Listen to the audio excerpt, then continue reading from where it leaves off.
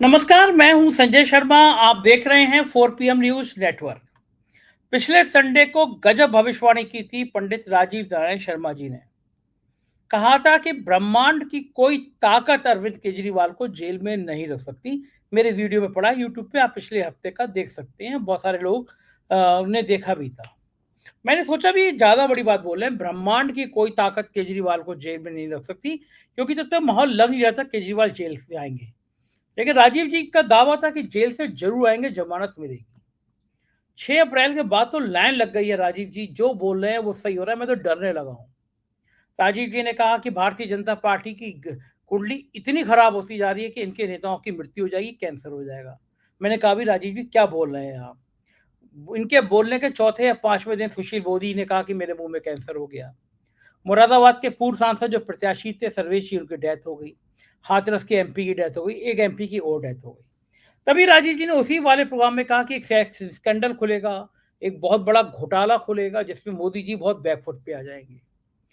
रेवन्ना का sex scandal खुला, सैकड़ों महिलाओं से यौन शोषण का आरोपी देश छोड़ के भाग गया। इससे भी बड़ा कांड हो गया कि कोविड शील्ड जो 80 करोड़ में मोदी जी ने लगवाई थी, बड़े बड़े बोर्ड लगवाए थे, थैंक यू मोदी जी, आपने फ्री में लगवा दी। मैंने कहा भी हम सब लोगों के यहाँ टीका लगाया, कांग्रेस सरकार ने लगवाया, कभी थैंक यू इंदिरा जी या थैंक यू राजीव जी नहीं कहा। हर सरकार फ्री में टीका लगवाती रही थी, लेकिन कभी थैंक यू के होर्डिंग नहीं लगे थे। लेकिन पता चला कि कोविड शील्ड बनाने वाली फैक्ट्री से तो, कंपनी से तो इलेक्ट्रॉल बॉन्ड के नाम पे बीजेपी ने करोड़ों रुपए का चंदा ले लिया, और वैक्सीन खराब निकली। लोग गिर रहे हैं, मर जा रहे हैं, हार्ट अटैक हो जा रहे हैं, जिम में जा रहे हैं, हार्ट अटैक हो जा रहे हैं।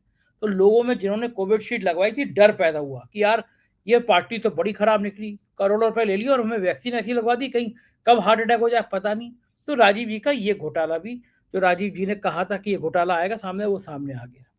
लाइन लगी हुई है, मतलब ट्विटर पे मैं देख रहा था कल से, लगातार आम आदमी पार्टी के नेता, बाकी लोग राजीव जी का वो वाला पार्ट काट काट कर ट्वीट कर रहे थे कि ब्रह्मांड की कोई ताकत केजरीवाल को जेल में नहीं रख सकती। वो कह रहे थे थैंक यू बोल दीजिए राजीव जी को। और फिर ये भी बोल रहे थे, राजीव जी दावा कर रहे हैं कि भाजपा की सरकार नहीं बन सकती। आज संडे है, राजीव जी से हम बातचीत करेंगे। प्रियंका गांधी को लेकर आज राजीव जी ने बहुत बड़ा धमाका किया है। बहुत बड़ी भविष्यवाणी प्रियंका गांधी को लेकर करी है, और उससे भी बड़ी भविष्यवाणी स्मृति ईरानी के भविष्य को लेकर की है। मैंने इंडिया और एनडीए गठबंधन को लेकर सवाल पूछे। केजरीवाल जेल से बाहर आएंगे तो क्या होगा, ये मैंने पूछा। बहुत शानदार शो है आज का, पूरा देखिए। बहुत बड़े बड़े खुलासे आपको आज राजीव जी अपने जन्म पत्नियों के और अपने भविष्यवाणियों के माध्यम से करने जा रहे हैं। मेरा आप पे हक है, तो एक रिक्वेस्ट करूंगा, आगे बढ़ने से पहले चैनल को नीचे बटन दबाए ज्वाइन करिएगा, सब्सक्राइब करिएगा। ये आपका अपना चैनल है।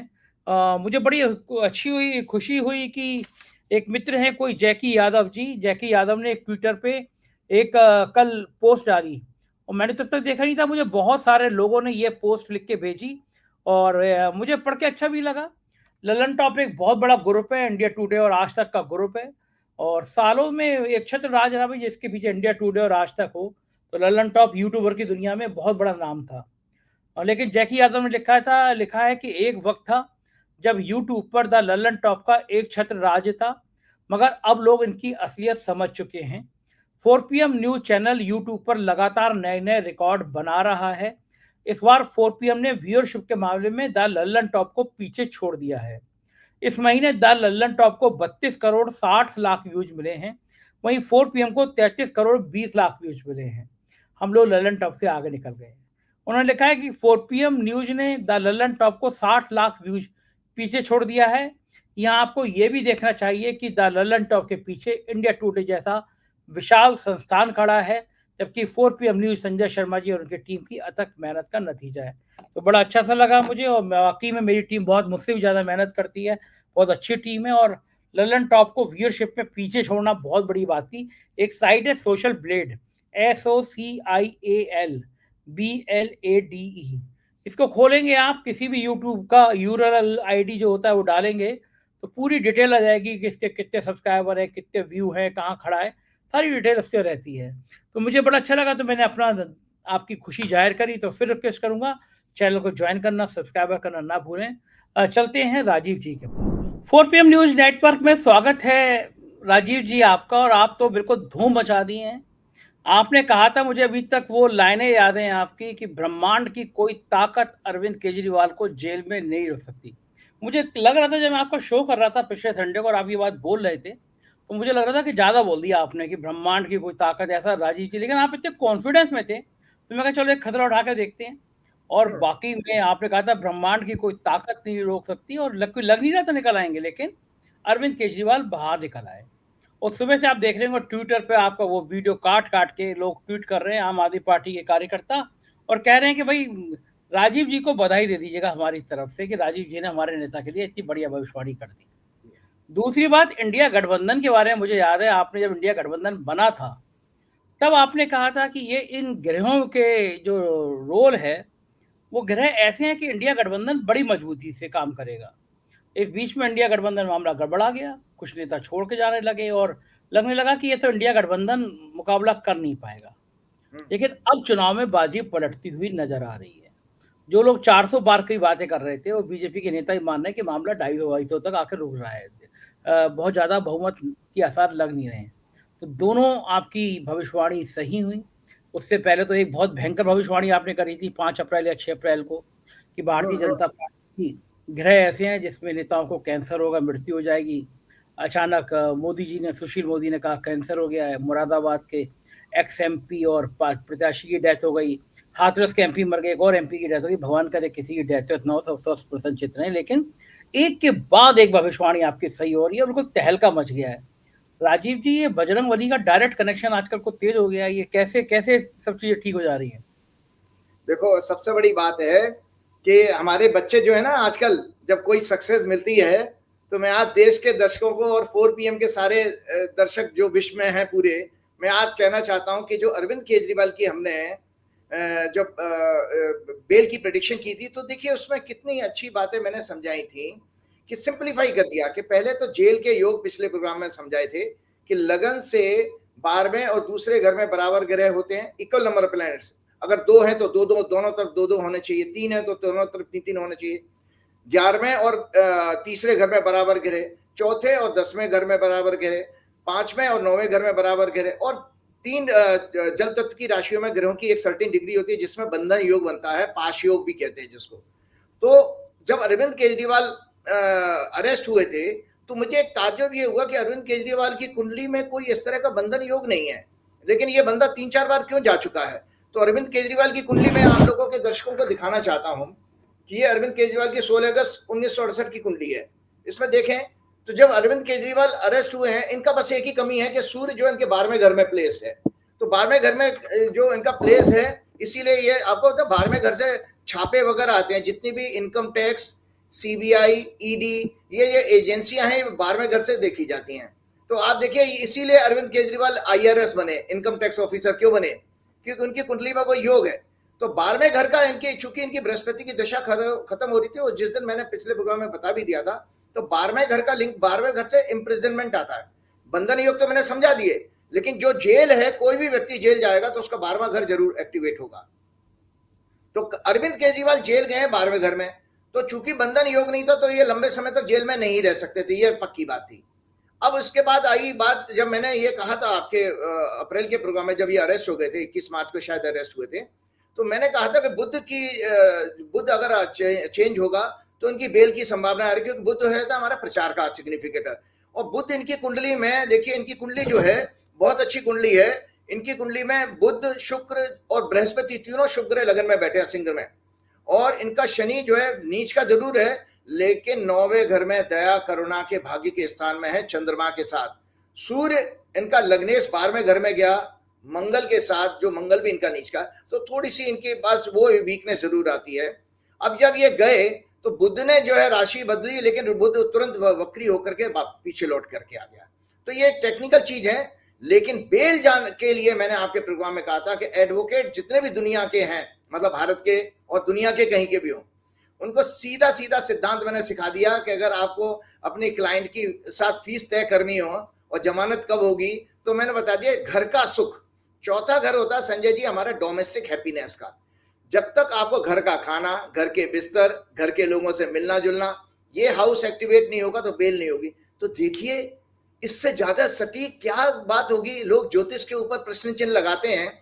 कौन सी दुनिया की साइंस है जो सुप्रीम कोर्ट के जजों का मन पढ़ ले और वो बता दे? आप सोचिए कि आपके प्रोग्राम में तो पिछले इतवार को कहा है मैंने, लेकिन हमने ट्वीट किया था 10 अप्रैल को, क्योंकि सूर्य राशि बदल रहा था, भाग्य के स्थान में जा रहा था, मेष राशि में सूर्य है, अभी भी मेष राशि में ही है, और 14 मई को वृषभ राशि में आ जाएगा, जो अरविंद केजरीवाल के 10वें घर में होगा और चौथे घर को देखेगा, इनका लग्नेश सूर्य।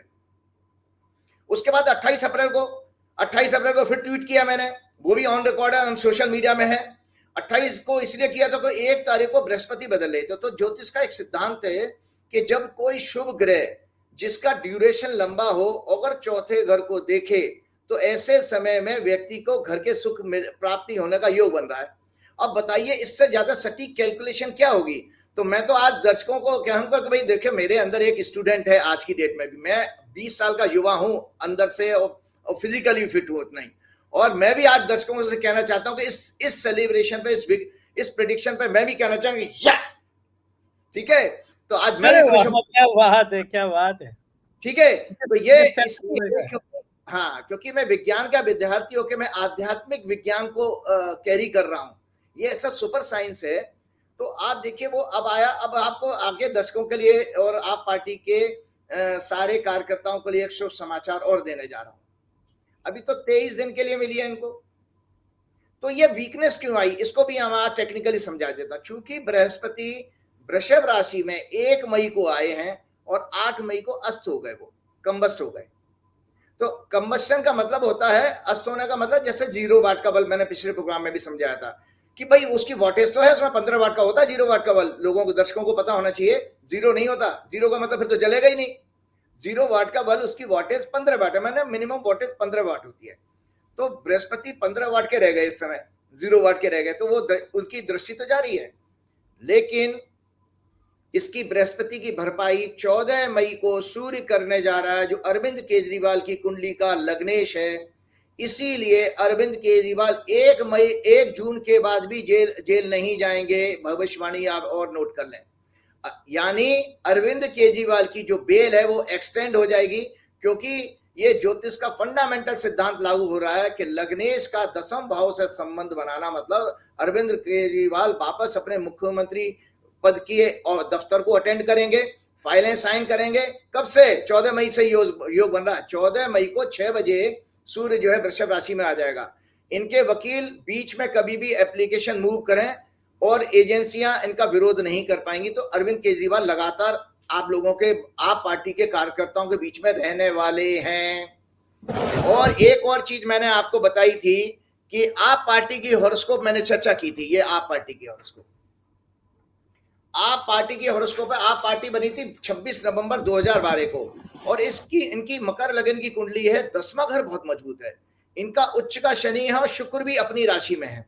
और मजे की बात है, इनकी कुंडली में इसी की दशा चल रही है। ये हवाई नहीं, पार्टी नहीं है। ये 67 सीटें पहली बार चुनाव में जीत के लाई, उसके बाद दोबारा 62-63 सीटें दूसरे इलेक्शन में जीती, और एमसीडी में बीजेपी जैसी पार्टी को उन्होंने सुपड़ा साफ कर दिया। पंजाब में कितनी बंपर सीटें आई, क्योंकि इस पार्टी का 10वां घर बहुत मजबूत है। उच्च का शनि और मूल त्रिकोण राशि में बैठा शुक्र, ये बैठा है। अब इनकी एक छोटी सी कमजोरी आई थी कि जो क्राइसिस आई है ना आपके मनीष सिसोदिया की, अरविंद केजरीवाल वाली, इनकी शुक्र में, इनकी शनि में शुक्र में शनि और केतु की दशा चल रही थी जब ये सब कांड हुआ है। और 12 मई, आज हमारा जो प्रोग्राम हो रहा है वो 11 मई का है, 12 मई का ही है। आज संडे है, वर्किंग डे, अगला दिन 13 तारीख बनेगा। 13 तारीख से आप पार्टी के लिए बेहतरीन टाइम शुरू हो रहा है, और आप पार्टी के लिए यह टाइम शुरू हो रहा है कि आप पार्टी का शुक्र की ही प्रत्यंतर दशा शुरू होने जा रही है। अब इसका फल क्या पड़ेगा? और उनका सूर्य जो है 11वें भाव में, इसका संजय जी ये फर्क पड़ेगा कि दिल्ली की 7 सीटों पर आप और कांग्रेस का गठबंधन जीतने जा रहा है। आप पार्टी का 12 मई से पावरफुल ग्रह योग बनने का मतलब है कि आप पार्टी के साथ जो भी पार्टी अलायंस में है, उनका जहां जहां पर इलेक्शन होने जा रहा है, चाहे वो पंजाब हो, चाहे वो हरियाणा हो, चाहे वो दिल्ली हो, इन सीटों पर एक जो है बहुत एक छत्र जो है इनका कवरेज होने मतलब विनिंग आ रही है आप पार्टी की। और एक आपको एक जानकारी बता देता हूं, ज्योतिष में जो है आपके मंडेन एस्ट्रोलॉजी में शकुन शास्त्र भी आता है, ओमेन कहते हैं ना, जो प्रकृति जो संकेत देती है। नरेंद्र मोदी जब 26 मई 2014 को शपथ ली थी, उसके 2 या 3 दिन बाद दिल्ली में भयंकर जो है तूफान आया था, भयंकर तूफान आया था और करीब करीब 100 से ज्यादा पेड़ उखड़ गए थे और 13-14 लोग मरे थे। ये सोशल मीडिया मतलब आप न्यूज में गूगल पे देख सकते हैं। तो ओमेन शास्त्र के अनुसार यह कहा जाता है कि प्रकृति ने संकेत दे दिया था कि कोई ऐसा शासक आने वाला है जो देश का तहस नहस कर देगा, मतलब देश के डेमोक्रेसी को बर्बाद कर देगा, लोगों के लिए वो बहुत कष्टकारी होगा, मतलब तानाशाह, मतलब प्रकृति ने दे दिया। क्योंकि हमारे यहाँ हिंदू अब जो हमारे वैदिक धर्म के अनुसार 84 लाख योनि मानी गई, योनि मतलब कहते हैं जन्म जीवन, तो 84 लाख में से वृक्ष भी एक योनि है, वृक्ष भी योनि है, उसमें अंदर लाइफ तो होती है ना, वो आपके देखिए ग्रो करते हैं, आप उनमें पानी देते हो वो ग्रो करते हैं, बढ़ते हैं, फल देते हैं। तो एक आदमी की तरह से आप वृक्षों के साथ संवाद कीजिए, ऐसा साइंस में प्रूव हो चुका है। अगर आप प्लांट के साथ संवाद करें, डायलॉग करें, उनसे बात करें तो उनकी ग्रोथ अच्छी होती है, ऐसा साइंस में प्रूव हो चुका है। तो आप देखिए कि वृक्षों का उखड़ना का मतलब आप समझ लीजिए कि नरेंद्र मोदी के टाइम में जो जितनी भी ज्यादा से ज्यादा प्राकृतिक प्रकोप आए हैं, लोगों की जान माल गई है, इवन किसान भी 700-800 किसान मर गए। तो वो क्यों हुआ है? क्योंकि ये नरेंद्र मोदी के आपके मतलब प्रकृति ने संकेत दे दिया था।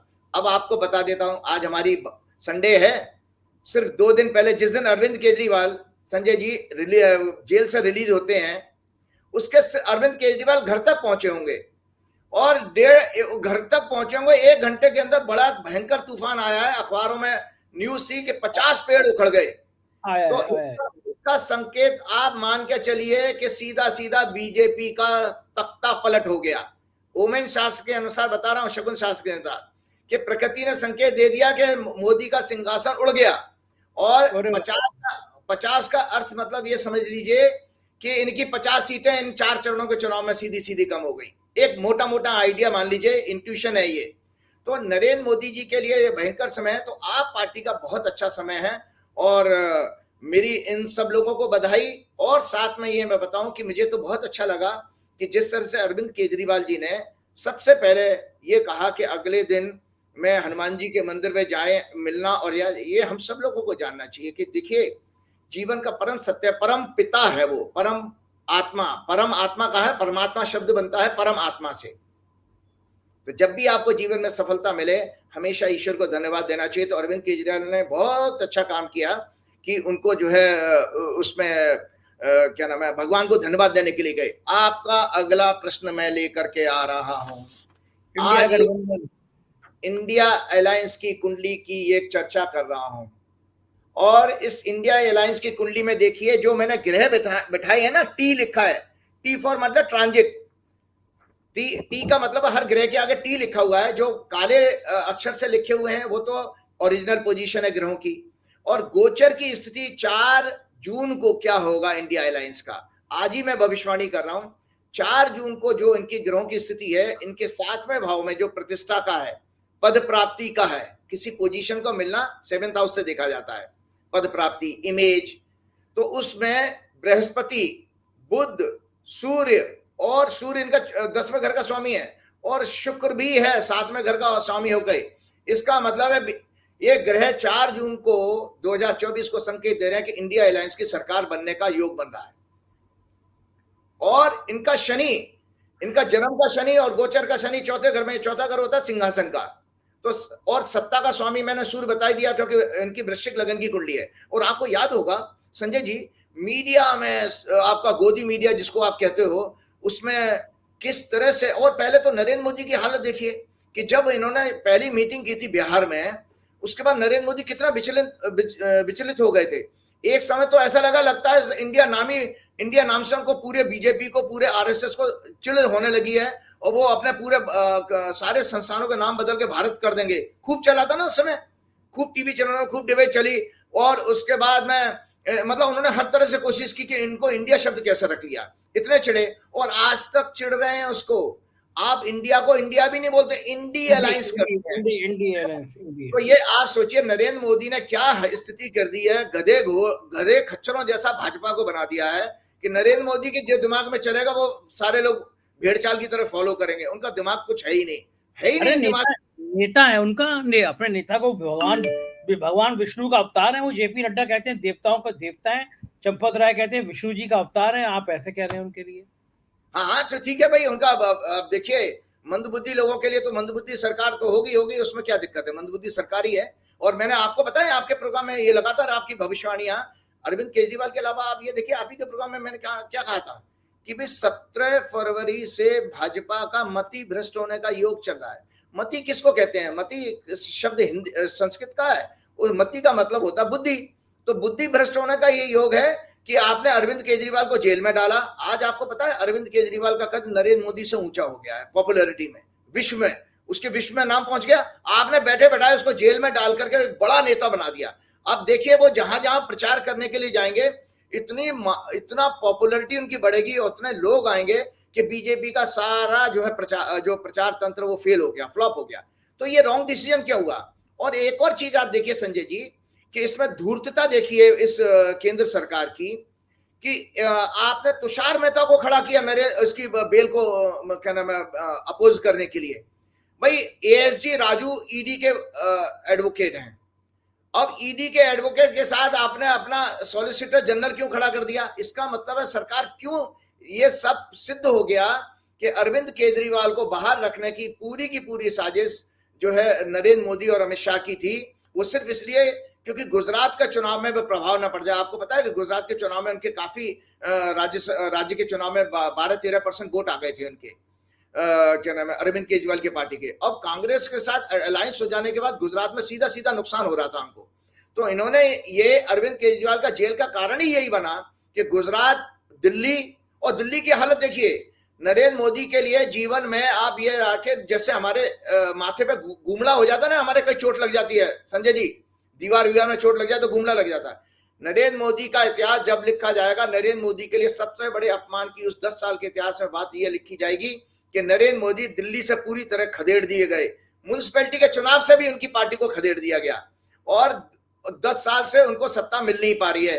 पूरे दुनिया भर में आपने षड्यंत्र करके सत्ता हासिल कर ली, लेकिन दिल्ली पर आपका बस नहीं चला। तो ये दिल्ली का ब्लॉट जो है उनको बार बार चुभ रहा है, नासूर की तरह से अरविंद केजरीवाल उनको चुभते थे। वो इसीलिए चुपते थे कि दिल्ली में उनकी दुकान, छोटी मोटी दुकान जो चल रही थी ना म्युनिसिपैलिटी वाली, वो भी बंद कर दिया अरविंद केजरीवाल ने, उनको उसमें से बाहर कर दिया। बेचारा चंडीगढ़ में भी थे, चंडीगढ़ का मेयर, उसको भी वहां से बाहर कर दिया। तो अरविंद केजरीवाल ने बेसिकली बीजेपी का नाश करने का, बीजेपी के लिए एक अरविंद केजरीवाल बेसिकली वो बन गए कि जो बीजेपी के लिए सबसे बड़े घातक थे। तो ये सब चीजें इसलिए की हैं। और आप देखिए एक और चीज है, ग्रहों का अवस्था। एक देश के लोगों को जानना चाहिए कि काल कितना पावरफुल है। आप कितने ही पैसे वाले हो जाओ, कितने ही ताकतवर हो जाओ और कितने ही बड़े बड़े वकील कर लो, आपके सॉलिसिटर जनरल तुषार मेहता, मैं भी न्यूज बहुत फॉलो करता हूं, 4-5 केसेस में सुप्रीम कोर्ट के जजों से फटकार खा चुके हैं। आप अपने सॉलिसिटर जनरल को बार बार उसको ह्यूमिलेट करवा रहे हो। ये सब काल के कारण हो रहा है। तो नरेंद्र मोदी जी के लिए मैंने पिछले प्रोग्राम में कहा भी था कि जेठमलानी, तुषार मेहता, मुकुल रोहतगी जैसे ब्रह्मास्त्र जो उनको कानूनी पचड़ों से बचाते थे, वो इनके बिल्कुल निरर्थक हो गए, बेकार हो गए हैं। तो इसकी वजह से इनके लिए घबराना बहुत स्वाभाविक है। तो अगला चरण बहुत चैलेंजिंग होने वाला। जल्दी से मैं एक कुंडली दिखा देता हूं अगले चरण की। ये है आपका 13 मई की कुंडली है, 7 बजे की। 14 चरण में भी आप देखिए शनि 10वें घर में बैठा, चंद्रमा से शनि 8वें घर में है। ज्योतिष का सिद्धांत लग रहा है चंद्रमा से शनि 8वें घर में हो तो जनता की जो राय वो हमेशा राजा के खिलाफ जाती है। तो इसका मतलब है ये जो चौथे चरण का चुनाव है ये इनको और ज्यादा डैमेज करने जा रहा है। और इसमें लोग जो है ज्यादा से ज्यादा संख्या में पार्टिसिपेट करेंगे। जैसे पिछली बार मैंने आपसे कहा था कि वोटिंग परसेंटेज कम होगी, इसमें मुझे पार्टिसिपेशन लोगों का ज्यादा कैलकुलेशन में आ रहा है और वो सरकार को पलटने की तरफ जाएंगे और खुश होकर के वोट करेंगे, क्योंकि उनको लगा कि एक भावना अब जनता के अंदर आ गई है। घर घर में एक नारा पॉपुलर होने वाला है संजय जी, अच्छे दिन आने वाले हैं क्योंकि मोदी जी जाने वाले हैं, अच्छे दिन आने वाले हैं, मोदी जी जाने वाले हैं। ये अब बात ये लगभग पूरी तरह से सिद्ध हो चुकी है, क्योंकि ये बहुत बड़ा एक तमाचा है पूरी इनकी स्ट्रेटेजी पर कि बीच इलेक्शन जिस चीज को ये रोकना चाहते थे वो नहीं रोक पाए, उस ऊपर वाले ने इनको बिल्कुल जो है फ्लॉप कर दिया अरविंद केजरीवाल की बेल के साथ। अच्छा ये बताइए, और अरविंद केजरीवाल ने कल प्रेस कॉन्फ्रेंस करके कहा कि 2 महीने में अगर मोदी की सरकार बनेगी तो योगी को हटा दिया जाएगा। तो क्या वाकई में मोदी और योगी में लड़ाई का योग बन रहा है, आगे दोनों में युद्ध होगा? नहीं, देखिए बिल्कुल आप ठीक कह रहे हैं कि देखिए मैं आपको बताऊं, पहले तो मोदी जी नहीं आने वाले हैं, लेकिन ये बात आपकी सच है कि हाइपोथेटिकल सिचुएशन है कि अगर मोदी जी आएंगे तो मोदी जी के लिए और अमित शाह के लिए थ्रेट कौन है? मोदी जी और अमित शाह के लिए थ्रेट, देखिए उन्होंने शिवराज चौहान को खत्म कर दिया, वसुंधरा को खत्म कर दिया, राजनाथ किसी काम में नहीं रहे, गडकरी जी अब स्वास्थ्य की वजह से आगे नहीं चल पाए। लेकिन योगी एकमात्र चीज है, तो योगी जी के खिलाफ आपको पता है बहुत सारे केसेस थे मुलायम सिंह जी की सरकार के टाइम में। तो ये बात आपके ऑन रिकॉर्ड में बता रहा हूं कि मोदी योगी जी की कुंडली मेरे पास नहीं है, लेकिन योगी जी के लिए खतरा जरूर है कि ये लोग जिस तरह के व्यक्तित्व के आदमी हैं, ये योगी जी के खिलाफ पुराने फाइलें खुलवा करके योगी जी का कैरियर पूरा चौपट कर देंगे। आपको एक जानकारी के लिए बहुत अच्छी बात बता देता हूं, आज जब ज्योतिष की बात चली है तो लोगों को जब ये क्या नाम है, एक ये आज भविष्यवाणी होगी तो मुझे फिर से लोगों की स्मृति में वो चीज लेके आनी है। लोग जब ये दुनिया के लोग ज्योतिष के ऊपर प्रश्न चिन्ह लगाते तो मेरी बहुत पीड़ा होती है कि मैं अपना इंजीनियरिंग और व्यापार का बिजनेस छोड़ के साइंस की तरफ क्यों आया। ये सब हनुमान जी की कृपा थी, पिछले प्रोग्राम में मैं बता ही चुका हूँ। तो आपको बता देता हूँ, दुनिया की कोई भी नॉलेज ज्योतिष को इसलिए के साथ मैच नहीं कर सकती क्योंकि ये प्रत्यक्ष शास्त्र है। सूर्य और चंद्रमा 9 ग्रहों में से सूर्य चंद्रमा प्रत्यक्ष हैं जो हमको डेली दिखाई देते हैं। तो प्रत्यक्ष शास्त्र में इसीलिए देखिए जो अप्रत्यक्ष शास्त्र होते हैं, इनडायरेक्ट जो नॉलेज होती है जितनी भी हमारे, चाहे हम इंजीनियर बन जाए, डॉक्टर बन जाए या चार्टर्ड अकाउंटेंट बन जाए, ये इनडायरेक्ट नॉलेज है। इनमें तो गलती की संभावना है, इसमें आप पॉइंट आउट कर सकते, लेकिन ज्योतिष में नहीं है। ज्योतिषी से गलती हो सकती है लेकिन गणना में कोई गलती नहीं, क्योंकि ज्योतिष कितना प्राचीन शास्त्र है। ये मैंने आपके देखो, ये मैं रामायण वाल्मीकि रामायण दिखा रहा हूं और इसी रामायण को राव साहब ने जो है उसके अंदर दिखाया था सुप्रीम कोर्ट में। तो सुप्रीम कोर्ट में दिखाया, मैं आज दर्शकों को बता दूं कि भाजपा और संघ के लोगों ने एक भ्रामक प्रचार फैला रखा था कि वे वशिष्ठ ऋषि ने राम जी का मुहूर्त निकलवाया था राज्याभिषेक का, और वो इसलिए ज्योतिष बकवास है क्योंकि वो उनका मुहूर्त निकालने के बाद भी उनको वनवास हो गया। तो ये यहाँ पर आज क्लेरिफाई कर दूं, कभी मैंने आपके प्रोग्राम में दिखाया भी था, फिर करता हूं। पेज नंबर 188 है, गीता प्रेस का है ये, 189 पेज पे वाल्मीकि जी लिखते हैं, संस्कृत का श्लोक है। श्री राम दशरथ ने दरअसल अपनी कुंडली दिखाई थी ज्योतिषियों को, तो वो राम जी को उन्होंने अपने शयन कक्ष में बुलाया और दशरथ जी कहते हैं, हे राम, श्री राम, ज्योतिषियों का कहना है कि मेरे जन्म नक्षत्र को सूर्य, मंगल और राहु नामक भयंकर ग्रहों ने घेर लिया है। ऐसे अशुभ लक्षणों का प्रकट होने पर प्राय राजा घोर आपत्ति में पड़ जाता है, अंततः गोत्वा उसकी मृत्यु हो जाती है। तो ये दशरथ जी की मृत्यु, उनको डर आ गया था, जिसके कारण उन्होंने अपने बेटे को कहा कि भाई तुम्हारा राज्याभिषेक करने का निर्णय ले लिया। वशिष्ठ इसमें पिक्चर में कहीं नहीं थे। एक चीज और मैं बताता हूं कि ज्योतिष कितना प्राचीन ग्रंथ है। ये ज्योतिष तत्वांक जो है पूरा गीता प्रेस ने एक निकाला था, इसमें सैकड़ों हजारों आर्टिकल हैं। एक और चीज मैं दिखाना चाहता हूं आपको, भारतीय विद्या भवन जहां से मैंने ज्योतिष का किया, ये सोचिए 1987 में ये इंस्टीट्यूट बना था, ये सॉफ्टवेयर निकाला था 25 बरस पूरे होने पर। ये मैं इसलिए चीजें दिखा रहा हूं कि ज्योतिष जो है बेसिकली जो जिसका शाब्दिक अर्थ है ज्योति जमा ईश। आज अरविंद केजरीवाल और आप पार्टी के लोगों के लिए इसने क्या काम किया? उनका मनोबल बढ़ाने का काम किया। ज्योति मतलब रोशनी और ईश मतलब परमात्मा की रोशनी।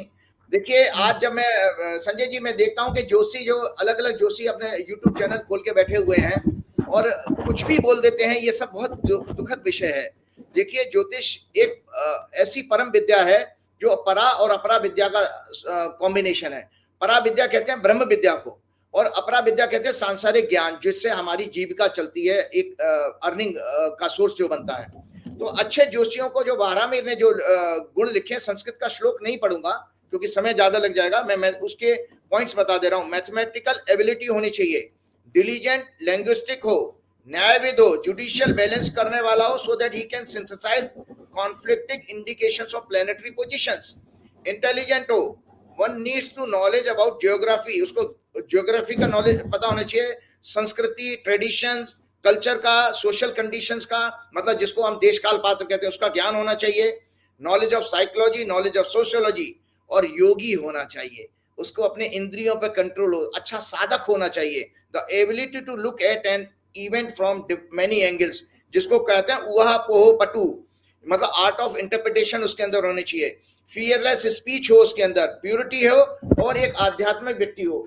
तो अब आप देखिए, मैंने कि ये जो आपको कहा ना उहा पोह पटू क्या है, कि आपके ज्योतिष की किसी किताबों में, जितनी भी किताबें मैं आपको दिखाता रहता हूं, कहीं पर जमानत शब्द नहीं आया है, और जमानत शब्द का कोई योग कैसा होता है कहीं नहीं लिखा, ये इंटरप्रिटेशन हमारी है, ये रिसर्च हम लोगों ने निकाली इन चीजों को पढ़ पढ़ के। तो वो ज्योतिषी के गुण बताए ना कि इंटरप्रिटेशन करने की कला आपके अंदर आनी चाहिए। एक और चीज मैं बताना चाहता हूं, देखिए कैसे कैसे महान ज्योतिषी हुए हैं। ऋग ज्योतिष, ज्योतिष में संक्षेप में खगोलीय ग्रह गणना एवं गतियां दी गई हैं, जिसे आगे कई ऋषियों ने शोध करके विस्तार से बढ़ाया। नारद संहिता, गर्ग संहिता, बृहस्पति संहिता, रावण संहिता आदि इसके उपदेष्टा पितामह ब्रह्मा है। काल के नियामक भुवन भास्कर भगवान सूर्य हैं। वशिष्ठ, नारद, बृहस्पति, गर्ग, पाराशर, व्यास, अत्रि, कश्यप, पुलस्त्य तथा लोभस द्वारा यह ज्ञान आगे विस्तार किया गया। आचार्य भास्कर का सिद्धांत शिरोमणि एक एस्ट्रोनॉमी का ग्रंथ है। मैं इतने बड़े बड़े हमारे ऋषियों मुनियों की मैंने परंपरा इसलिए गिनाई कि जिससे कि लोगों को यह पता लग जाए कि ये मिथ नहीं है भैया, कि भाई आपने तोता सड़क पर लेके बैठ गए और किसी का भाग बता रहे हो, इतना छोटा मत बताइए। आपको संजय जी बताता हूं, शास्त्रों में ये लिखा है कि जिस राज्य में एक अगर अच्छा ज्योतिषी हो तो प्राकृतिक प्रकोप नहीं आते। इसी तरह से व्यक्तिगत लाइफ में यह कहा गया है कि किसी परिवार में अगर कोई ज्योतिषी बनता है तो उसकी 7 पीढ़ियां मोक्ष पाती हैं। क्यों पाती हैं, इसका क्यों कहा गया है? ये इसलिए कहा गया है कि वो आपके प्रारब्ध को समझा पाएगा। आज आपको मैं बता देता हूं कि जब तक आप अपने प्रारब्ध को, ज्योतिष कुंडली क्या है दरअसल, आज एक कुंडली में डिस्कस करने जा रहा हूं। ये कुंडली है प्रियंका गांधी की कुंडली। हाँ, मैं ये पूछने वाला था कि प्रियंका गांधी इतना तीखा हमला बोलती हैं मोदी पे, इसके पीछे कारण क्या है? हाँ, तो वही इसी विषय पर आ रहा हूं। अब ये क्या है कुंडली, ये डॉक्यूमेंट जो है प्रियंका गांधी का भाग्य है। ये प्रियंका गांधी की सारी लाइफ इसी में डिकोड है कि प्रियंका गांधी क्या करेंगी, कैसे करेंगी, वो जो भी है लाइफ में उनके सारे जीवन की इवेंट इसी में आ गए। इसीलिए ये प्रारब्ध का डॉक्यूमेंट माना गया ज्योतिष कुंडली को। तो प्रियंका गांधी का जन्म भाई 12 जनवरी 1972 को हुआ है। मिथुन लगन की कुंडली है। 12वें घर में मंगल है और 7वें घर में उनके बृहस्पति, बुध, सूर्य हैं। चंद्रमा उनके 6वें घर में है और शुक्र उनका पंचमे से होकर के 9वें घर में है। 2 त्रिकोण को संबंध बना रहा है। अभी तक इनकी शुक्र की दशा चल रही थी।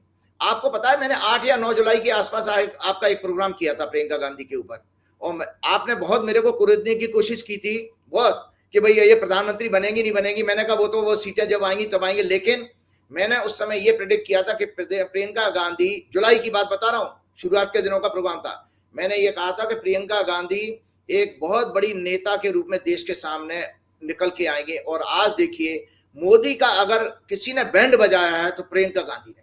राहुल गांधी की अलग स्टाइल है। मोदी जिस भाषा का इस्तेमाल करते हैं उसका काउंटर अटैक और शब्दों के साथ, क्या जबरदस्त शब्दों का सिलेक्शन है उनका। वो मोदी जी जब उसको शहजादे कहते हैं तो प्रियंका काउंटर करती हैं, वो शहजादा नहीं है, साधारण शहजादा नहीं है। 4000 किलोमीटर पैदल चल के आया, तुम्हारे बाप में दम हो तो तुम जो है पैदल चल के दिखा दो। अरे बाप में नहीं कहा, नहीं, अब हम तो ये एक बात करें भाई, उसका शाब्दिक अर्थ तो ये निकलेगा कि भाई तुम्हारे अंदर, तुम्हारी अंदर ताकत है शरीर में इतनी, तो तुम और अमित शाह और या तुम्हारे ये जितने भी ये जो आपके अंधभक्त हैं, आपके जो आपके क्या नाम ठाकुर कौन सा है, अनुराग ठाकुर जैसे और गौरव भाटिया जैसे और ये जो सुधांशु त्रिवेदी जैसे ये पत्रकार, जरा सा ये जो प्रवक्ता जरा चल के दिखा दें, आधा किलोमीटर ही चल के दिखा दें, जवान बाहर आ जाएगी। तो ये प्रियंका गांधी ने अटैक क्यों किया कि मैं फिर से वापस कुंडली में दिखा। एक तो बहुत अच्छी महिला है, जबरदस्त दया करुणा उनके अंदर होना चाहिए, बेहद भाग्यशाली हॉरोस्कोप है। 5 मार्च से आप सीक्वेंस देखिए कि 5 मार्च से प्रियंका गांधी की 6 बरस की सूर्य की महादशा शुरू हो गई है। सूर्य उनके साथ में घर में बैठा है, ये साथ में घर में सूर्य बैठा है और बृहस्पति के साथ है। सूर्य जो है गवर्नेंस का कारक है। प्रियंका गांधी अगली सरकार में मंत्री बनेगी। अरे वाह, यस ये आप बड़ी यस भयंकर भविष्यवाणी कर रहे हैं। यस यस मतलब आपको कहना है कि अगर इंडिया गठबंधन की सरकार बनेगी तो प्रियंका गांधी मिनिस्टर बनेंगी? मिनिस्टर बनेगी, क्योंकि प्रियंका गांधी की, देखिए प्रियंका गांधी का राजयोग का टाइम शुरू हो गया 5 मार्च से। 5 मार्च से? आप देखिए, मैंने जानबूझ कर लेके लिखा, मैंने एक शब्द लिखा शेरनी। देखिए आप जूम करके दिखाइएगा। शेरनी योग। शेरनी योग कैसे बनाया, ये मेरा इंटरप्रिटेशन है। मंगल जिसके 10वें घर में हो वो व्यक्ति शेर होगा। तो प्रियंका अच्छा। गांधी इसीलिए, देखिए हाँ, प्रियंका गांधी की आप देखिए शालीनता भी है भाषा में। मोदी की तरह सड़क छाप नहीं है, लेकिन शालीनता है, शब्दों का सिलेक्शन बहुत अच्छा है। और उसी में वो एकदम बुरी तरह से, आप देखिए स्मृति ईरानी की धज्जियां उड़ जाएंगी इस चुनाव में। प्रियंका गांधी के शब्दों के सिलेक्शन पर उस पर उनके जो खजाना है उनके पास में, जो उनकी ऑडिटरी पावर है, उसका उनको लाभ पूरा मिलेगा और स्टाइल में एग्रेशन होगा। तो प्रियंका गांधी के 10वें घर का मंगल जो उनका लाभेश भी है और 6वें घर का लॉर्ड में, ये भी शत्रुओं के आगे झुकने वाली नहीं है। ये 2 कदम, दर्शक मेरे शब्दों को याद रखें, ये इंदिरा गांधी से 2 कदम नहीं 10 कदम जो है आगे जो है गुड एडमिनिस्ट्रेटर के रूप में निकल के आएंगी। गुड एडमिनिस्ट्रेटर, अच्छी ह्यूमन बीइंग भी होंगी बहुत। मतलब एडमिनिस्ट्रेशन में इनका जबरदस्त स्किल देखा जाएगा। अगर इनको, जैसे स्मृति ईरानी के पास जो मंत्रालय था, अगर इनको दे दिया जाए तो ये महिलाओं का वास्तव में बहुत अच्छा कल्याण का काम कर सकती हैं। ये बहुत अच्छी इनकी एक कुंडली है। इसके साथ साथ एक और चीज मैं आपको बता, आपने ऐसा बता दिया कि प्रियंका गांधी की टीम तो बिल्कुल बल्ले बल्ले हो जाएगी। अच्छा, आप कुछ बता रहे थे इसके आगे कुछ और जोड़ हाँ, रहे थे मैं आप। इसमें कह रहा हूँ, देखिए मोदी का इसमें हारने का कारण क्या है। सबसे पहले मैंने आपको बताया, विभीषण गीता का मैंने आपको एक कोट दिखाया था जो वाल्मीकि रामायण में है और रामचरितमानस में भी है।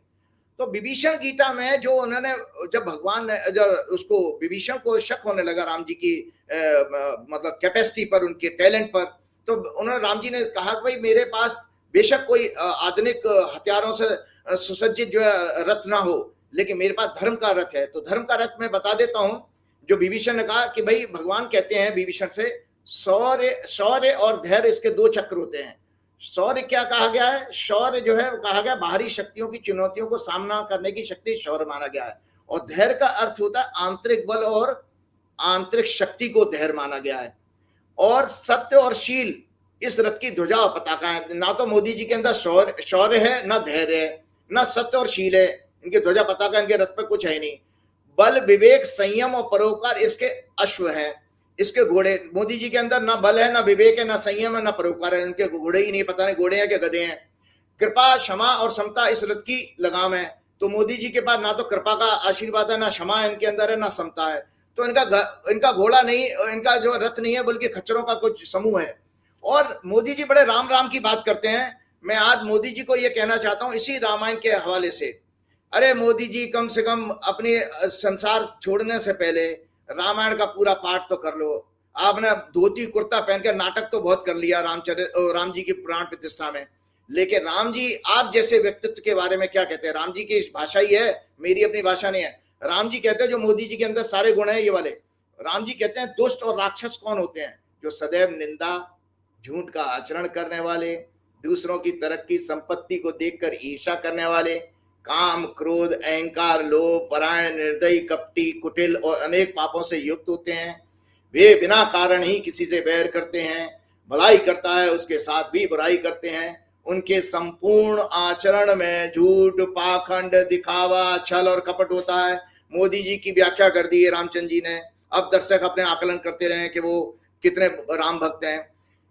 देखिए संजय जी, आपके आवाज आपके म्यूट हो गया।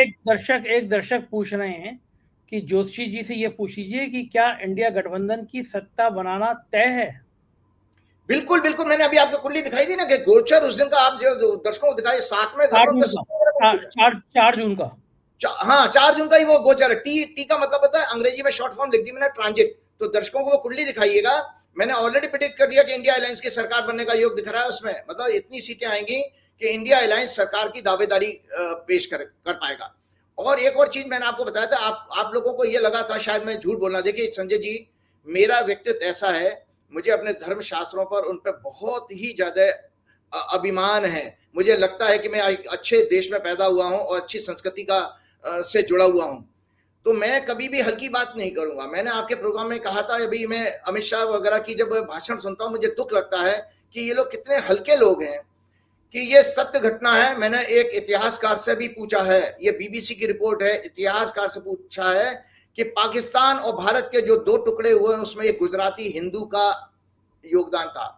ये आरएसएस संघ इस पर चैलेंज है उन लोगों को, जाइए और उसको सर्च कर लीजिए। मैंने एक इतिहासकार से पूछा था, भाई पूंजा भाई ठक्कर जिनके पोते थे मोहम्मद अली जिन्ना बने, मैंने पूरा आपके प्रोग्राम में लिखा था, रिपोर्ट है ये। मोहम्मद अली जिन्ना जिन्होंने पाकिस्तान यानी मुस्लिम के लिए अलग राष्ट्र की मांग की थी, उनका संबंध एक गुजराती हिंदू परिवार से था। इनके दादाजी का नाम पूंजा भाई ठक्कर था, जो पानीली गांव के रहने वाले थे। ये लोहराणा ठक्कर जाति के हिंदू थे। इनके पुत्र जेना भाई ठक्कर हुए, जो मछली का कारोबार करते थे। गांव में बहुत सारे लोगों की शिकायतों के बाद, जिससे बदबू आती थी ना, गांव वालों ने इसका विरोध किया और तब इनको गांव छोड़कर जाने के लिए कहा। इसके बाद इन्होंने मुस्लिम धर्म अपना लिया और कराची चले गए। जेना भाई से ये इनके पिताजी जिन्ना बन गए, और चूंकि गुजरात में आपको पता है पिता का नाम लिखा जाता है पुत्र के साथ में, तो इसीलिए वो मोहम्मद अली जिन्ना, इनका महमद नाम था, महमद से मोहम्मद बने, और जिन्ना इनके पिताजी का नाम जोड़ के मोहम्मद अली जिन्ना। ये मैंने अशोक यादव जी से भी कंफर्म कर लिया था, अशोक यादव जी को बहुत अच्छी नॉलेज है। तो ये सत्य घटना है। अच्छा बताइए, ये प्रधानमंत्री जी हर बार इतना पाकिस्तान पाकिस्तान क्यों लड़ते रहते हैं? मैंने वीडियो बनाया है। देखिए ऐसा है, वो उनके जो खाला है, खाला के पुत्र जो है, खाला कहते हैं मौसी को, वो नवाज शरीफ भी उनके खाला के पुत्र हैं। नवाज शरीफ को तो उन्होंने अभी जब 2014 में सत्ता ली थी तो उनको बुलाया था, और आपने भी तो बहुत अच्छा प्रोग्राम किया, उनकी बिरयानी खाने चले गए, हैप्पी बर्थडे कहने चले गए। तो वह मोदी जी के तो खुद ही संबंध है। और आपको बता देता हूँ, मोदी जी के यही नहीं, खाड़ी के देशों के सभी शेखों से संबंध है मोदी जी के, क्योंकि उसका लॉजिक मैंने उसका सच्चा घटना बताई थी कि जो बोहरा मुस्लिम होते हैं वो गल्फ में ज्यादातर जो ये बड़े रिच होते हैं और व्यापारी कम्युनिटी होती है, बड़े मतलब पॉजिटिव होते हैं और ज्यादा धर्म के बारे में भेदभाव करने वाले नहीं होते हैं। उनका मेन एम गुजरातियों की तरह से व्यापार उनका मेन धर्म होता है। तो ये जो गल्फ में जितने भी शेख वगैरह हैं, ये बोहरा कम्युनिटी के जिनका ओरिजिन गुजरात से हुआ है।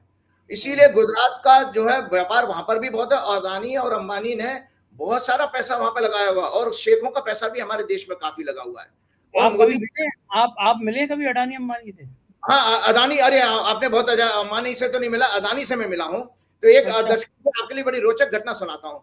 अच्छा इंसान है वैसे, बहुत है तो सरल इंसान। कि मेरे एक सेक्रेटरी, एक फ्रेंड थे, जिस मिनिस्ट्री में मैं मिला, तो वहां पर सेक्रेटरी साहब फाइनेंस मिनिस्ट्री गए हुए थे, तो मुझे बेरोक टोक इजाजत थी वहां जाने की। तो मैंने जो है जैसे जाने की कोशिश की, तो वो पहली बार मुझे पीए ने उनके रोकने की कोशिश की। वो अदानी ग्रुप के चेयरमैन बैठे हैं। अरे मैंने तो क्या हुआ, मैंने कहा साहब कब आएंगे? तो बोले साहब आएंगे। मंत्री कौन थे? मंत्री कौन थे? नहीं मंत्री नहीं, सेक्रेटरी, आईएएस ऑफिसर, मिनिस्ट्री का सेक्रेटरी। भारत सरकार में? भारत सरकार पावर मिनिस्ट्री में, पावर मिनिस्ट्री में। और सरकार किसकी थी? ये अपनी बीजेपी की। 2018 की बात बता रहा हूँ। 2018 में मेरा आप सीधे जलवे में, सीधे ऊर्जा मंत्रालय में जाते थे आप? डायरेक्ट। अरे मेरी जो आपके जो चीफ इलेक्शन कमिश्नर, ये फाइनेंस सेक्रेटरी थे, मेरा डायरेक्ट फाइनेंस मिनिस्ट्री में जाना था, ऐसे डायरेक्ट। और ये ऊर्जा मंत्री कौन था उस समय जो आपका दोस्त था? ऊर्जा सेक्रेटरी, वो नाम बताना ठीक नहीं है, चलो ठीक है। तो वो अब ऐसा, गौतम अडानी वहीं बैठे हुए थे। तो गौतम अडानी वहां उनका वेट कर रहे थे। होता ही है कि जब उद्योगपति आते हैं तो जो भी नया सेक्रेटरी आता है उससे संबंध बनाने के लिए इनकी एक कटसी मीटिंग होती है। तो जैसे वहां पहुंचे, तो उस दिन संजय जी में कुर्ता पजामा नहीं पहना हुआ था, पैंट शर्ट पहना हुआ था। तो जैसे मैं अंदर घुसा, उसने गौतम अडानी ने सोचा कि मैं सेक्रेटरी हूं, तो गौतम अडानी खड़ा हो गया, और खड़ा होकर उसने मेरे हैंडशेक किया और अपना, तो मैं झेपा। मैंने कहा यार ये क्या सोचेगा, ये जोशी यहाँ क्या कर रहा है। तो मैंने अपना विजिटिंग कार्ड निकाला और विजिटिंग कार्ड दिया, तो उसमें मैकेनिकल इंजीनियर लिखा था, बी मैकेनिकल, और साथ में ज्योतिषाचार्य भी। इन्होंने भी अपना, गौतम अडानी ने भी विजिटिंग कार्ड दिया मुझे। और जो कार्ड उलट के पढ़ने लगे तो थोड़ी मुझे झेप लगी। मैंने ये क्या सोचेंगे कि जोशी यहाँ क्या कर रहा है। तो मैंने कहा कि मैं एनर्जी एक्सपर्ट हूँ, रिन्यूएबल एनर्जी एक्सपर्ट हूँ। तो वो गौतम अडानी कहते हैं कि आप ज्योतिषी भी हैं? तो मैंने कहा हाँ।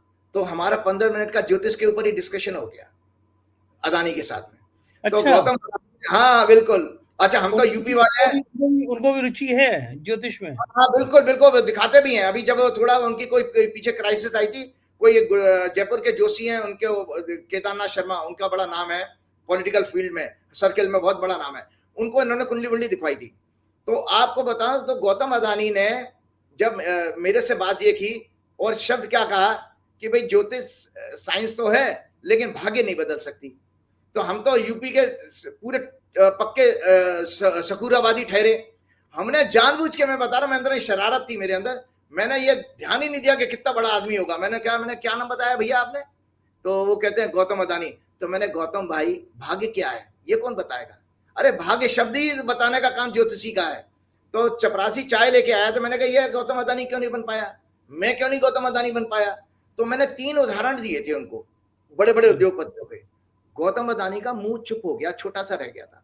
मैंने कहा ये बताओ, विजय माल्या के पास करोड़ों रुपए की तनख्वाह वाले बड़े बड़े लोग थे, उसने, उनके फैमिली का बिजनेस लिकर का बिजनेस था। जब उन्होंने एयरलाइंस चलाई किंगफिशर, वो बर्बाद हो गए और आज देश के बाहर बैठे हुए हैं, सब ग्रुप चला गया। दूसरा मैंने सुब्रत रॉय का नाम लिया कि सुब्रत रॉय ने भी इधर उधर से पैसे कमा के एक सहारा एयरलाइंस चलाई, वो उनको सहारा नहीं दे पाई और वो जेल में रहे कई साल और बेल पे छूटे, बर्बाद उनकी डेथ। तो अब तो खैर उनकी डेथ भी हो चुकी है। तीसरा मैंने अनिल अंबानी का दिया कि अनिल अंबानी, मैंने पिताजी के बराबर संपत्ति जब बंटवारा हुआ तो अनिल अंबानी नीचे डूब गए और मुकेश अंबानी इतने क्यों बढ़े? तो मैंने कहा इस मिस्ट्री को, लाइफ की, कि इस मिस्ट्री को कौन एक्सप्लेन कर सकता है? सिवा ज्योतिषी के कोई नहीं कर सकता। तो जानते हैं, आखिरी शब्द जल्दी से खत्म करूंगा। तो गौतम अदानी जब स्पीचलेस हो गए तो मुझसे कहते हैं कि भाई मैं तो 10वीं पास, दर्शक सुन ले गौतम अदानी के शब्द, मैं 10वीं पास जैनी बनिया हूं, 10th स्टैंडर्ड जैनी बनिया, और 30 साल से मेरी नरेंद्र भाई से दोस्ती है। उन्होंने अपनी क्वालिफिकेशन एक्सप्लेन कर दी, यहाँ पर मामला खत्म हो जाता है। लेकिन वैसे ओवरऑल अच्छा इंसान है, वो है, लेकिन उनके लिए मुझे थोड़ा सा, उनकी हॉरोस्कोप मेरे पास है, मैं तो ईश्वर से प्रार्थना करूंगा उनको स्वास्थ्य की कोई बहुत बड़ी प्रॉब्लम आने वाली है, आने वाली है, सेहत की बताइए। आखिरी में एक सवाल और बड़ा लोग दर्शक पूछना चाहते हैं, अमेठी में स्मृति ईरानी का क्या होगा, जीतेंगी हारेंगी? मेरे पास हमें स्मृति ईरानी की कुंडली भी आ चुकी है, वो अगले प्रोग्राम में जरूर शेयर करूंगा मैं, क्योंकि शायद वहां पे 20 तारीख की है। और किशोरीलाल शर्मा जी की भी मेरे पास हॉरोस्कोप आ चुकी है। तो उसमें ग्रहों की स्थिति देखिए, इसमें कोई शक नहीं, ईमानदारी से कहूंगा स्मृति की कुंडली बहुत मजबूत है, तभी उसने, इस लेडी ने इतना राइज देखा। लेकिन दुर्भाग्य यह है, भाजपा की कुंडली इतनी कमजोर है और ग्रहों की 20 मई की जो स्थिति है उसमें स्मृति ईरानी हारने जा रही है। हाँ, स्मृति हारने जा रही है। स्मृति ईरानी, हाँ, मार्जिन ऑफ विक्ट्री बहुत अच्छा, बहुत बड़ा नहीं होगा, लेकिन स्मृति ईरानी ये चुनाव नहीं जीत पाएंगी, क्योंकि स्मृति ईरानी के इसमें आज चलते चलते एक बहुत अच्छी स्टोरी सुना के जाऊंगा आज, और इसमें इस स्टोरी के संजय जी बहुत सारे मायने हैं, आप भी निकालिएगा और दर्शक भी निकालते जाएंगे।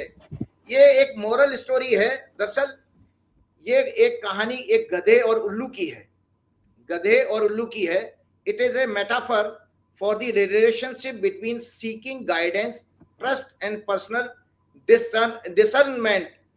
एक बार एक गधा अकेला जंगल में घूम रहा था, घास खा रहा था, उसे अपने डेस्टिनेशन का पता ही नहीं था, उस तक कैसे पहुंचे जाए इसका ज्ञान भी नहीं था। चढ़ते चढ़ते उसको पता ही नहीं लगा समय कब बीत गया और अंधेरा हो गया। अब गधे को आगे तक जाने का रास्ता नहीं दिखाई दे रहा था, क्योंकि अंधेरे में तो किसी को नहीं दिखाई देगा, और जंगल में बड़े बड़े नाना प्रकार के जंगली जानवरों की आवाज आने लगी। तो गधा डरने लगा। अब जब गधा डर रहा था, तभी पेड़ पर बैठा एक उल्लू ने उसको आवाज दी, पेड़ पे बैठे एक उल्लू ने आवाज दी, अरे मित्र, हे बडी, तुम इस अंधेरे में कुछ नहीं देख सकते, लेकिन मैं सब कुछ देख सकता हूं, क्योंकि उल्लू को तो अंधेरे में दिखाई देता। तो उल्लू ने से यह संवाद हुआ गधे से, भाई देख, तू तो नहीं देख सकता, मैं देख सकता हूं, बोल क्या करना है। तो एक सेटिंग हो गई इनके बीच में। तो बोले मैं तेरा गाइड बन सकता हूं, मार्गदर्शक बन सकता हूं। और उल्लू जो है उसकी पीठ पे बैठ गया और उसको रास्ता दिखाने लगा। इस तरह से उल्लू बताता जाता था, गधा चलता जाता था, होते होते फिर दिन निकल के आ गया और जंगल भी पार हो गया, जंगली जानवरों से भी बच गया गधा। लेकिन अब एक नई समस्या हो गई, क्या नाम है संजय जी, अब दिन में जो गधे को दिख रहा है, उल्लू को न दिखना बंद, उल्लू को जो दिखना बंद हो गया।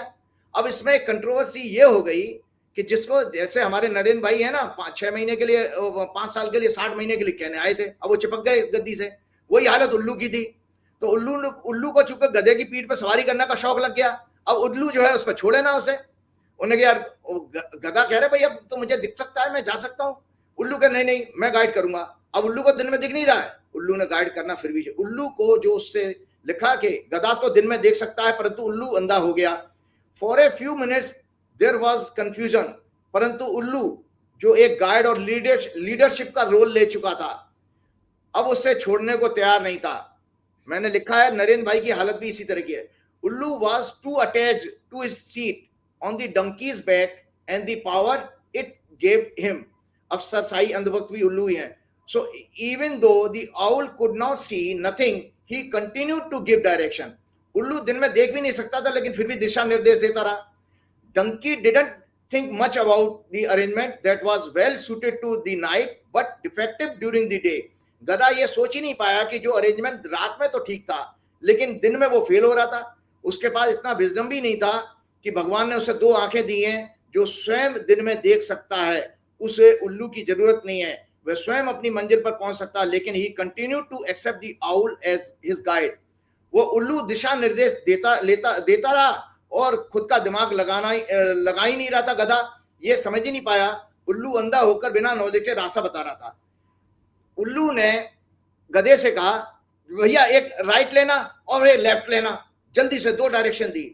वो नीचे एक गहरी नदी बह रही थी और गधा देख ही नहीं पा रहा, गधा तो उसकी डायरेक्शन ले रहा था और गधा सीधा जाके नदी में गिर गया और मर गया। उल्लू ने उसे निर्देश दिया, नतीजा क्या हुआ, गधा सीधे गहरी नदी में गिरा और मर गया। अब इस मोरल स्टोरी में एक मैसेज क्या जाता है? इस मोरल स्टोरी का मैसेज ये जाता है कि कब हमको किस समय पर गाइडेंस लेनी चाहिए और किस व्यक्ति से लेनी चाहिए। और साथ में यह है कि no guide or leader can be, ये याद रखिए, no guide or leader can be greater than the dharma guru और सेल्फलेस स्पिरिचुअल लीडर। इसका मतलब ये नहीं है कि हम स्वयं अपनी चीजों को गंभीरता से एग्जामिन करना बंद कर दें। सभी गुरुओं ने कहा है कि चिंतन के द्वारा, ये मैसेज है आप लोगों के लिए, सभी गुरुओं ने कहा है कि चिंतन के द्वारा हम स्वयं सत्य को अपने द्वारा ही खोज सकते हैं। Indeed, the donkey did not have a choice during the night, but during the day he was alert. He could have known that his guide was not helping him. इसलिए सदैव एक हैबिट बनाइए, हम सबों को एक नियम में प्रतिदिन एक हैबिट बना लेनी चाहिए।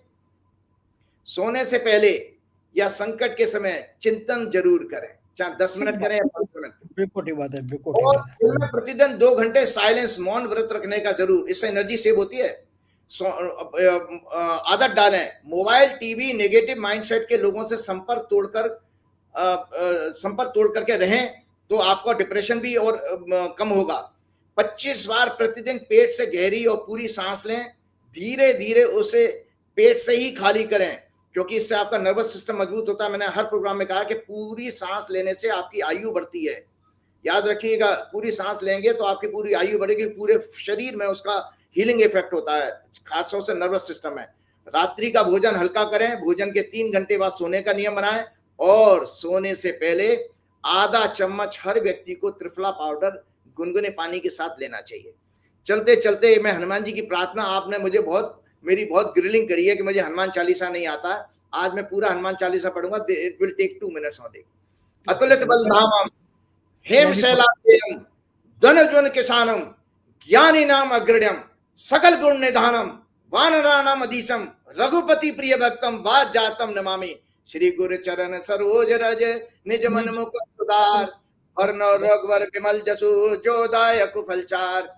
बुद्धिहीन तनु जान के सुमरो पवन कुमार बल बुद्धि विद्या देव मोह हरौ कलेश विकार। जय हनुमान ज्ञान गुण सागर जय कपीस तिहुँ लोक उजागर राम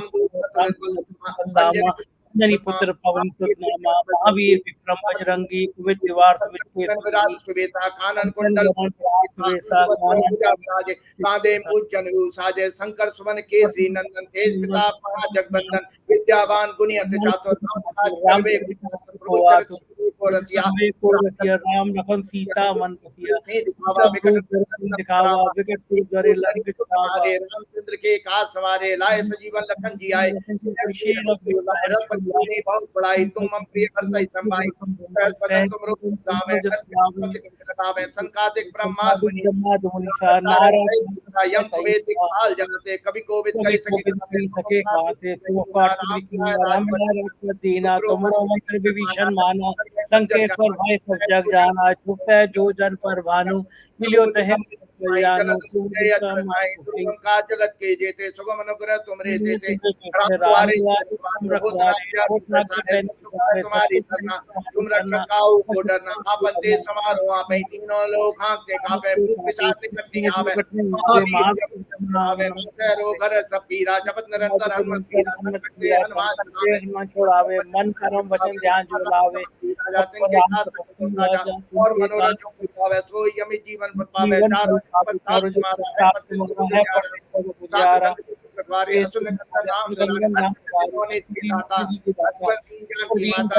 माता राम रसायन तुम्हारे पास सदा रहो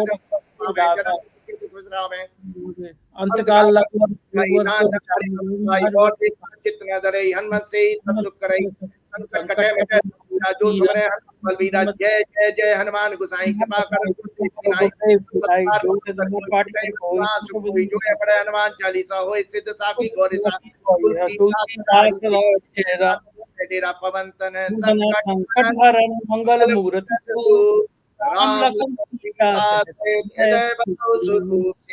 रामचंद्र की जय पवन पुत्र हनुमान की जय। मुझे भी याद है, बहुत बहुत शुक्रिया आपका राजीव जी इतनी सारी बातें बताने के लिए, आभार। तो ये थे राजीव नारायण शर्मा जी की भविष्यवाणी और दमदार भविष्यवाणी करती हैं, आपने देख लिया। कैसी लगी बातचीत आप बताइएगा जरूर, चैनल को ज्वाइन कीजिएगा, सब्सक्राइब करिएगा। शुक्रिया, थैंक यू।